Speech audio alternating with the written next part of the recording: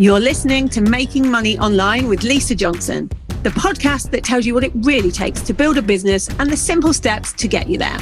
I'm determined to share with you the reality of easy, simple business marketing tips to make passive income so that you can start making money online. Hello and welcome to this week's episode. This week I've interviewed somebody.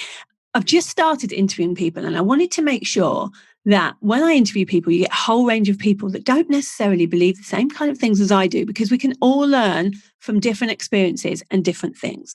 This week, I've interviewed Niki Kinsella. She is the Feminine Energy Guide, and she helps people kind of get more self-awareness. She helps women mainly and coaches, female entrepreneurs get more self-awareness through spirituality, so that they can start making decisions that feel more right to them.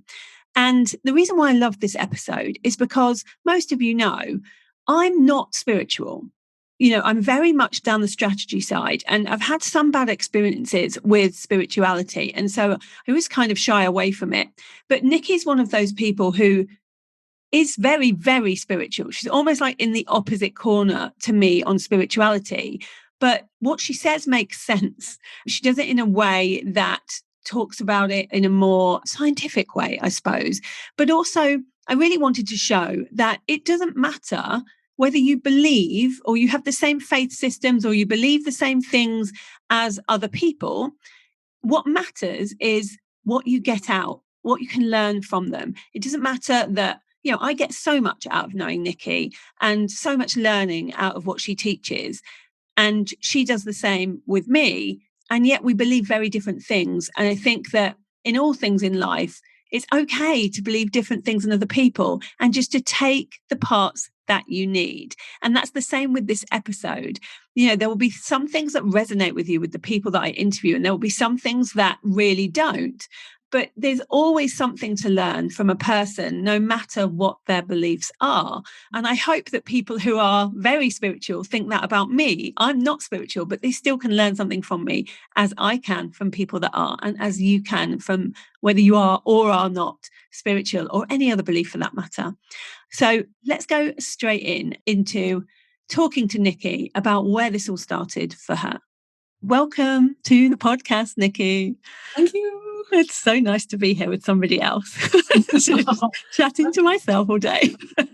Nice to be here. Thank you for having me. No worries. I want to start by going back to the beginning. And I know that this can be hard to talk about when you're looking back at something that happened to you as a child. But we've spoken about how you grew up in a narcissistic kind of environment. Mm-hmm. Tell me about why you cried every single week when you were a child. So I used to go and stay with my grandparents every weekend, because the fun part was we'd go to car boot sales and look for little treasures, and she'd let me stay up late. We'd have crisps and chocolate and all things like that. But every Saturday morning before we would go, she would go out of her way to make me cry, whatever it was. I hadn't done anything, but whatever she needed to say to make me cry, she said it. And this was every weekend, but I knew what was coming after would be fun. So I just sort of went anyway. And this one Saturday, I can just remember sitting there. I was about 7. I had hold of me teddy. I can remember looking down at it. And my nan was crouched down in front of me with her finger pointing in my face, like screaming at me. And my tears were all like hot and fat and just like dripping out my eyes and onto me teddy. And my granddad just burst in and he was like, "That's enough. This stops now." He's like, "Every weekend you make her cry. What's the matter with you?" And just started. They had a big row, but he'd had enough of watching me be the target every Saturday. And when I wasn't there, it was him. So he knew, and that's why he was always in the pub and was never at home, and he used to get called everything. But for me, as a child, like I was, Because as a child, you don't know why this is happening to you. And we don't think as a child that other people have their own issues that might be being taken out on us. We just see, why is this happening? At the time, you can look back now and you can see things a bit more clearly. But at the time, what did you think was going on?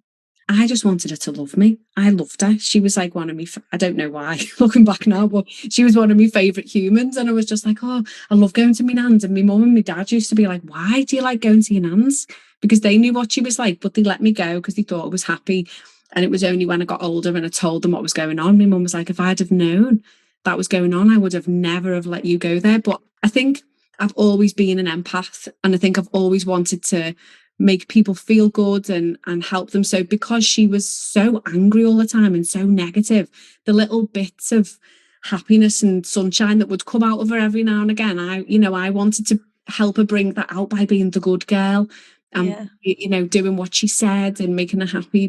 And now you're older, how has this changed what you do in life? I mean, I imagine you grew up a people pleaser, if that's how you were then.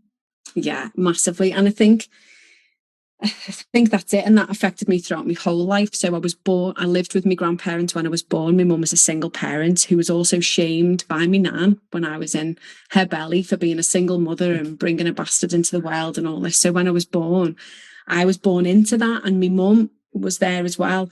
So we were both, our environment was walking on eggshells every day. It was what she ran the house. If she wasn't happy, nobody was happy. And if you were happy, she went out of her way to make sure you were unhappy very, very quickly because she didn't like anyone else being happy. But by the time I got to school when I was 4, I was like a shiny little bully beacon for all the bullies. They were like, there she is, soft touch. So she'll do anything we want. Yeah. I've been there.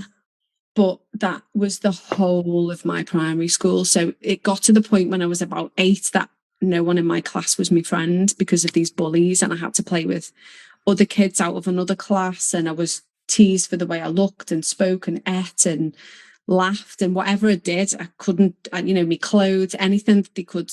So that happened in primary school. And then I fast forward to when I was 19, I met my first husband, who was a narcissist, because again, we just attract them. And why do you think that happens? Why do we attract, people say I attract bullies over and over and over again. Why do you think we attract the same kind of people?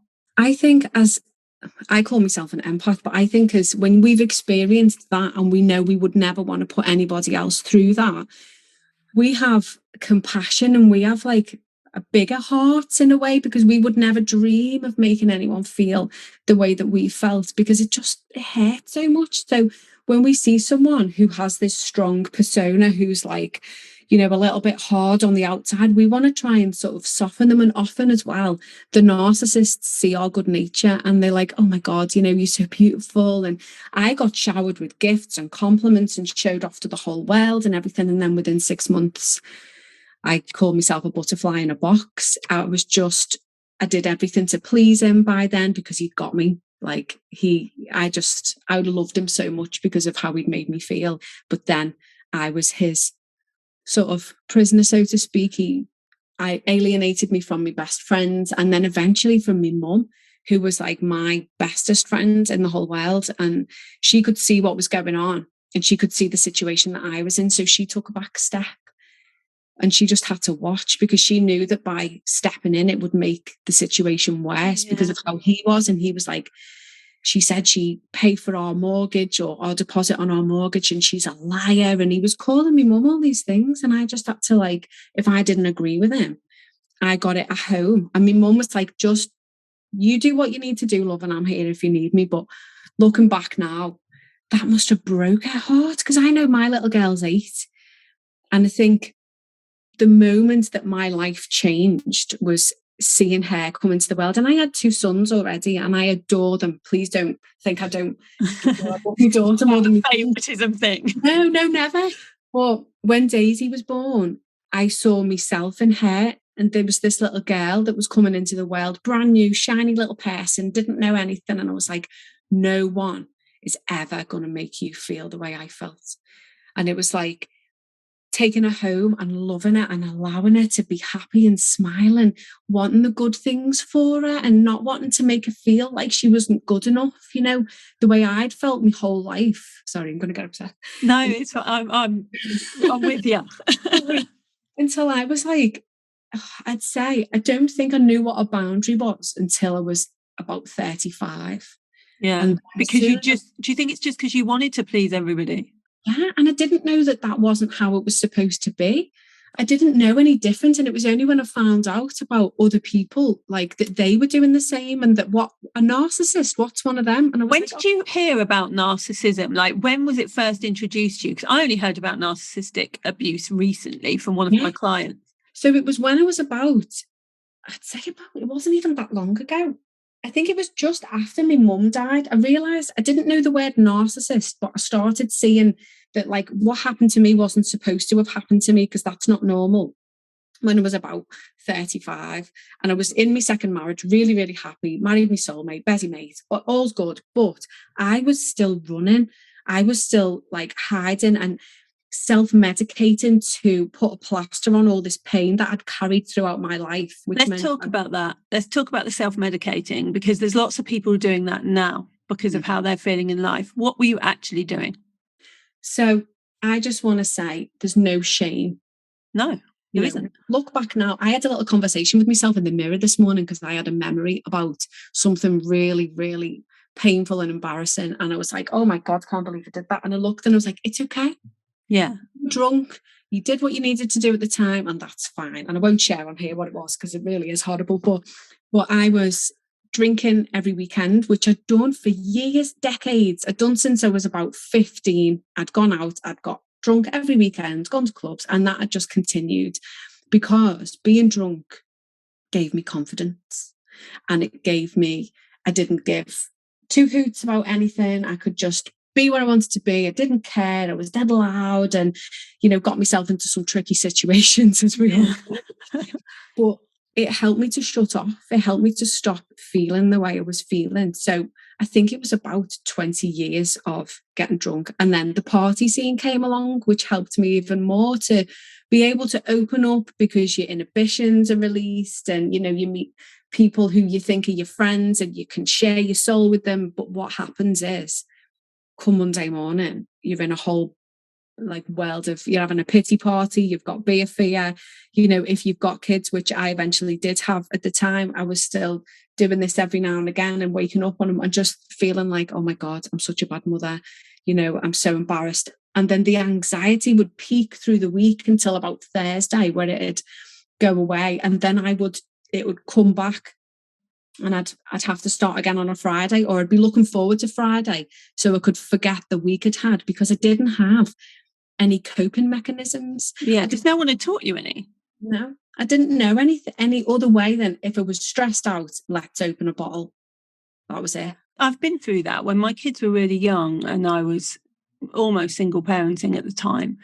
I used to start drinking. First, it was like 6 o'clock, and then it became 5 o'clock, and then it became 4 o'clock. And it was only when it got to 3 o'clock that I was like, right, something has to change. So what came into your life, or what did you find out about that made you stop? It was when it came into my life. So my healing journey found me. It started when Daisy was about 1, and I'd known I wanted to make changes, and I'd tried to make changes. But as you probably know, it's the circle of friends that you keep as well. So we've got a bar. This is where I'm sitting now. Underneath our house, we made the K bar, and we'd have everyone round every weekend. So we didn't have to get babysitters and things like that. So everyone was always here. This was the place. So trying to change was really hard because people were here. But when Daisy was about old, I found Reiki. So one of the girls at school that I'd used to work with years ago bumped into her, and she was running a Reiki course. It was my birthday. I didn't have a present, didn't really know what it was. I'd had Reiki when I was younger, and it felt like a nice warm hug, and I felt better after it. Like my mate's mum had done it when I was about 15, but didn't understand the principles behind it or how it would change my whole life. So did my Reiki 1 attunement course, and I remember sitting there. Am I allowed to swear? I'm not allowed to swear, am I? Try not to. If you do, we'll just put an explicit. I'll give you. You can imagine the word. I was sitting there as she was talking about how we're all connected and how we're all part of the universe and universal energy, and I'd always been a little bit spiritually curious, but I was like, what is she talking about? I was thinking, she is bonkers. Like, there's no way. And I was sitting there, when you want to put your tongue in your lower lip and go, yeah. I was like, she's gone. So I was sitting there anyway, did the 2-day course, and actually felt different at the end of it. I was like, all right. And then part of your Reiki 1 is you do a 21-day Reiki cleanse, which is Reiki believes that we're all connected, which I fully believe now. I'm a Reiki master now, so I teach Reiki. Yeah. But that we're all connected, we're all energy. It's actually scientifically proven as well that we are all connected in the quantum field. So, and the energy comes through us from somewhere. So these 21 days, we place our hands on different parts of our body and we send ourselves universal energy. And it helps to unblock the energy centers in our body for any past trauma or any of our energy centers called chakras, which are blocked. So I won't go into all that, but I love talking about the facts and the fluff, because a lot of people think woo is just like a load of fluff, but there's so much science behind it. It really is. Yeah, I think one of the biggest problems in the industry, and the reason why I'm not spiritual at all, is because it is presented in a very fluffy, almost like ridiculous way. It's only when you go a bit further into it and start looking at the science behind it that you can even think, I'm like 2% woo, like really minimally, but even that is only because of the way people explain it to me in a scientific way. Then I'm on board. As soon as it's like, you write something, put it under your pillow, and then you will get it because you've manifested it. I'm out, like I'm gone. But yeah. But this is where I want to change it. Like, I would love to get into corporate, because you could so bring all the principles that I practice in my feminine energy guide program into business, because there is science behind it all. I've created something called the facts and the fluff, because for people like you, and I get it, because I'm a bit of a geek and I like to know the science behind everything. Well, how does that work? Well, actually, the law of attraction is you changing your frequency by raising your energy, by getting excited about feeling something, like what you do. You do that all the time. You go, right, what do I want next? It's that. And you have a clear vision of what you're going to get. You put, inspired action in place to get it, and you bring it towards yourself. Yeah, it's the word frequency that has me going. I have looked into it, and there are some beliefs on it some things in it where I believe it's a belief system. Yeah. A bit like God. And so I think, to some people it's like it's scientifically proven, to some people it's a belief system. But actually what I think matters more is that if it helps you, whether it's a belief system or not doesn't actually matter. It's the result that matters. Totally. And if it makes you take action to get that result, yeah, it doesn't matter what it is, does it? No, it doesn't. So you changed kind of, because of this Reiki that you did, it kind of changed your whole perception on things. And you then went down a path of adding spirituality into your life. And that changed everything about you and your life and what you were doing.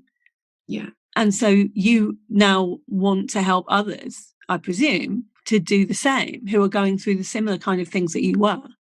Yeah, totally. So Reiki helped me to feel connected. It helped me to understand that we are all energy, on whichever way you want to look at it.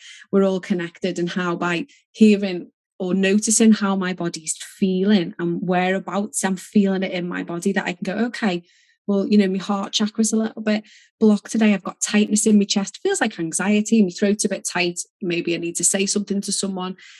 So by being able to look inwards and hear those and notice those different things, I can then help myself with like a spiritual toolkit, instead of going and taking a propranolol like I would have, 10 years ago, and just popping all sorts of tablets that were going to calm me down, wake me up, do whatever. I was on all sorts of anxiety medication when I started my journey, even after Reiki. So after Reiki came yoga. I was having daily panic attacks still by this time, although Reiki had helped me to become aware and feel connected and all this. I was still doing the same things. It hadn't made me stop. I just felt like I was a bit more spiritually aware, and I could understand people a bit more and myself. But yoga, I instantly fell in love with yoga. And I believe that yoga helped me to get sober. And I'll tell you why. So within about 4 weeks of starting just doing yoga at home, 20 minutes a day, my panic attacks had stopped. I didn't realize they'd stopped. They just sort of did. And then I stopped taking the medication, which I didn't mean to do on purpose. And I'm not telling anyone to do that, but I didn't notice. And then they fell out the cupboard one day, and I was like, oh. And I was like, oh, wow, I haven't had a panic attack for a month. I haven't took any medication for 3 weeks. And I felt amazing. And so I decided to qualify as a yoga teacher. So I did my yoga teacher training because all the things that were helping me, I wanted to learn so that I could then help other people. Yeah. So I did Reiki and then yoga, but yoga helped me to get sober because I was able to teach yoga on a Friday night, a Saturday morning, and a Sunday. So you couldn't be hungover? No, I had work. Yeah. So all this circle of friends that were going, come on. I was like, oh, I can't. I've got work. And it was like, thank you to whoever sent me yoga, because I just really believe that that helped me to say no. And it wasn't easy at all because I really, really wanted to. But when I'd come in from my yoga class at 9:30 on a Friday and like people were drinking in the house and I'd be like, too tired now. I felt like yoga helped me make more positive and like healthy choices because I felt good. I didn't want to come in and have a vodka. I wanted to come in and just get a bath and, eat some blueberries maybe. So it completely changed you. Yeah, okay. Yeah. Which is, I think, is an amazing thing when you're going down a path in life and then that path changes because of something that happens to you. And then that path helps you go and help others. Yeah. So some questions for you. If there's someone out there listening now and they think they're in a narcissistic kind of relationship or in a narcissistic environment, how will they know? I think the thing for me is noticing your language towards other people as well. So are you constantly saying sorry? Are you people pleasing all the time? And maybe sitting for a minute and asking yourself, what do I like? Like, if you don't know who you are or what you like, there's a very good chance that you are just doing everything for everybody else. Yeah. Are you happy? It's a hard question to ask yourself. It really is, because sometimes you don't want to know the answer, because the answer deep down. And this is why you're putting all this self-medication and all these tablets and whatever you're doing on top of it, because the answer is screaming inside of you. And it's hard to change. And that's what puts a lot of people off, because they don't know where to start, or they don't know how, or they don't know what. And how can you help them if they know that they want to change and they come to you? What do you do to help them?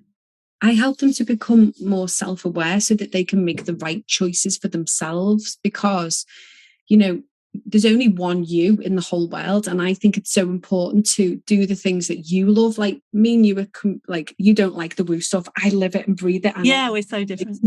Pea glitter every time I talk about it, but that's me. So I want to bring that out in people as well. I want them to understand, help them to heal. I've got the tools to help them to heal if they've been through similar situations that, that I have. But also, what do they love? Is it crocheting? Is it singing? Do they like dog walking? It can be absolutely anything. It doesn't need to be anything big. You don't need to. Making millions of pounds is amazing. It's on my vision board. What I'm saying is, big changes don't need to be big changes. They just need to feel big for you. Yeah. And when you feel happy, you create like a butterfly effect that helps everyone in your life, your house, your world, because you give off that, that happy, sparkly energy then. And you do. And there's nothing even woo about that. Like, when we are happy, we make people happy. When we want to learn, we teach others. And that, when we talk about energy, that's a part of energy that I massively believe in. Like, how the kind of energy we give off definitely attracts certain people towards us. And I've seen a massive shift in my life because of my energy in the last few years. And going from nothing to the multimillionaire I am now has not come without energy being changed. Like, it had to, inside and out. So I think you're absolutely right in that. And if you could have like one goal for you and for your business, what would you want it to be? Just to be able to make people realize that they can change at any time. Like, my catalyst was when I lost my mum. Like, my best friend, when my mum passed away to cancer 3 years ago now. And I remember standing next to her bed, looking at her, and she was passed away. And I was like, how did that happen? And that moment was like, right, I am changing. I'm taking as many people with me as possible, because if I can do it, they can do it. And I just want people to realize that change is hard. It feels, it's scary. It makes you want to get in the cupboard, but it's always, when you get that feeling of fear shows up because it wants to keep you safe and small. When we can step through it and do it together, you're not on your own. You can make changes. You just need to believe. and the first steps. I love that. And so really it's about, knowing that fear is there and being okay with fear, but not letting it overtake everything to stop you from changing. We all need to change things about ourselves, and we all at certain points in our lives want to change and don't know how to do that. And I think it is about being more self-aware and knowing yourself a bit more and knowing how you respond to things as well. But no, that's amazing. Thank you for talking about all this today. I know that a lot of it is a bit more vulnerable for you talking about this kind of thing. But if people want to come and they feel like they're in a position where they really want to change right now, where can they find you? So my website is nikikinsella.com, or I'm on Facebook as The Feminine Energy Guide. You can find me. We'll put those notes in the show notes as well so that you guys can go and find them. The thing about Niki that I want all of you guys to know is that whatever you believe, she helps you without forcing her beliefs on you. I know this because I work with her. And so she'll get very excited. She pees glitter constantly. And she'll get very excited about helping you. And her energy shines through. Like, you see it constantly. Like, she's like, if you want a ray of sunshine around you, invite Niki. Oh, thank you. And just being around that kind of person can help you in ways that you wouldn't know anyway. But yeah, we will leave it there. Thank you for listening, guys. Thank you so much, Niki, for being here and for talking about your experiences. And if anybody, needs help with changing, please go and head out and find Niki. And I will speak to you, Lisa. No worries. I will speak to you again next week. Thank you for listening to Making Money Online with Lisa Johnson. If you'd like to get hold of my guide to launching, go to lisajohnson.com/launch and let's get you making money online.